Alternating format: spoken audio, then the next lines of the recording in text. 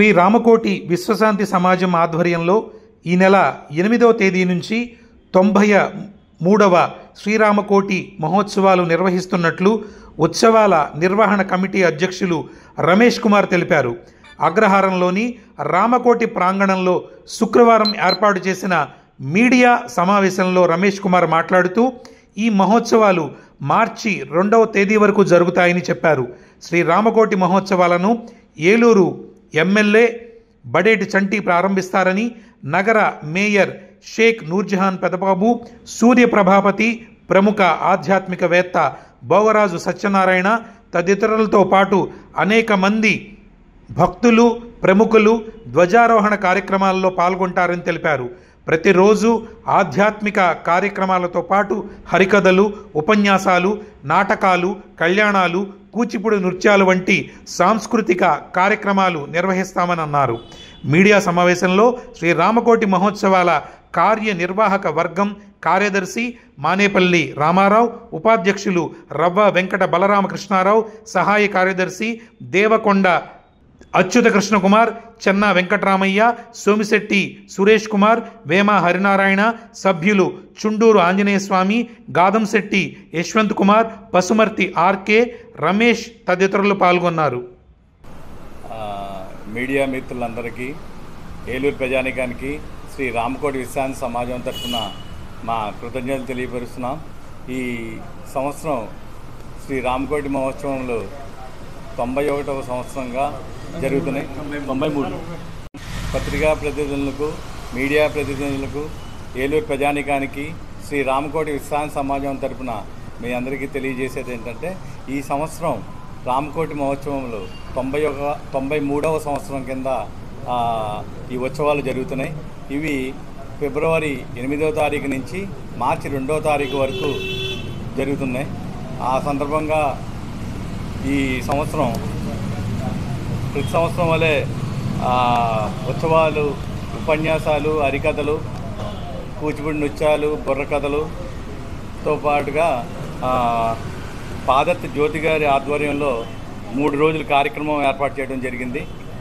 9వ తారీఖు, 10వ తారీఖు, 11వ తారీఖున 3 రోజుల్లో కూడా దుర్గా సప్తసతి బృందం వారి చేత ఇక్కడ హోమాలు, ఆంజనేయ స్వామికి ఆకు పూజలు, కుంకుమ పూజలు, తర్వాత అభిషేకాలు ఇవన్నీ ఏర్పాటు చేయడం జరుగుతుంది. అలాగే 13వ తారీఖున మన ఏలూరు వాసైన త్రిభాషా మహాసహస్రావధాని శ్రీ వద్దిపతి పద్మాకర్ గారి చేత ఉపన్యాసం ఏర్పాటు చేయడం జరిగింది. అలాగే ఈ సంవత్సరం 2 నాటకాలు కూడా ఏర్పాటు చేయడం జరిగింది. 17వ తారీఖున గరికపాటి ఆర్ట్స్ వారి చేత శంబరాసుర వధ అనే నాటకం ఒకటి, అలాగే 21వ తారీఖున శ్యామల కళానికేతన్ వారి చేత మోహిని భస్మాసుర అనే నాటకం, ఈ 2 నాటకాలు కూడా ఈ సంవత్సరం ఏర్పాటు చేయడం జరిగింది.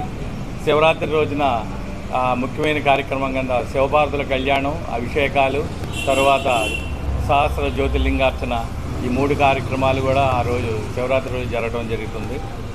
అలాగే నోరి నారాయణమూర్తి గారి చేత 2 రోజుల ఉపన్యాస కార్యక్రమం కూడా ఏర్పాటు చేయడం జరిగింది.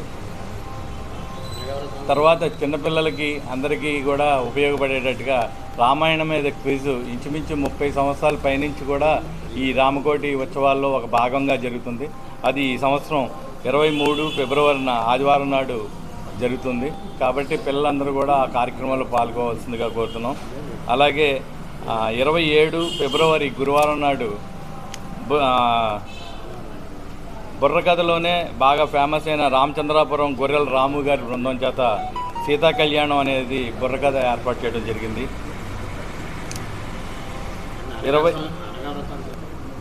17వ తారీఖున అనగా వ్రతాలు మన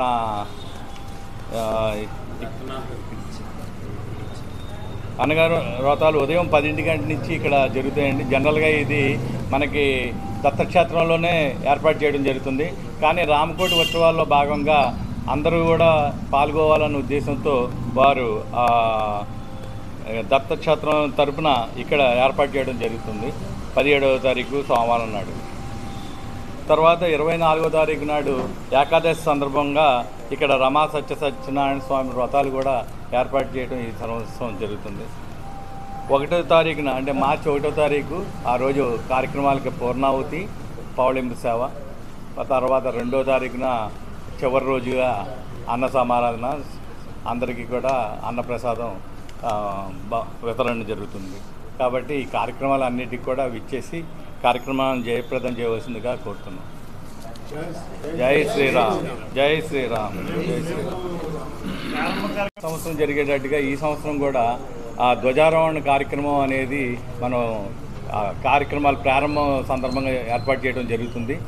ఆ సందర్భంగా మన ఏలూరు శాసనసభ్యులు బడేటి రాధాకృష్ణయ్య గారు చంటి గారు, మన ఏలూరు మేయర్ షేక్ నూర్జహాన్ పెదబాబు గారి దంపతులు, అంబికా కృష్ణ గారు ఎక్స్ఎమ్మెల్యే, గార్పాటి సీతారామ చౌదరి గారు బీజేపీ నాయకులు, మరడాని రంగారావు గారు, ఆళ్ళ నాని గారు, కల్వల్ కుమార్ గుప్తా, నూకల రామకృష్ణ గారు, మడిపల్లి మోహన్ గుప్తా గారు, ఇలాగా మన ఏలూరులో ఉన్న ప్రముఖులందరూ కూడా, మన పాత శాసనసభ్యులందరూ కూడా ఈ కార్యక్రమంలో పాల్గొంటున్నారు. కాబట్టి ఆ కార్యక్రమంలో కూడా అందరూ కూడా పాల్గొని జయప్రదం చేయవలసిందిగా కోరుకుంటున్నారు.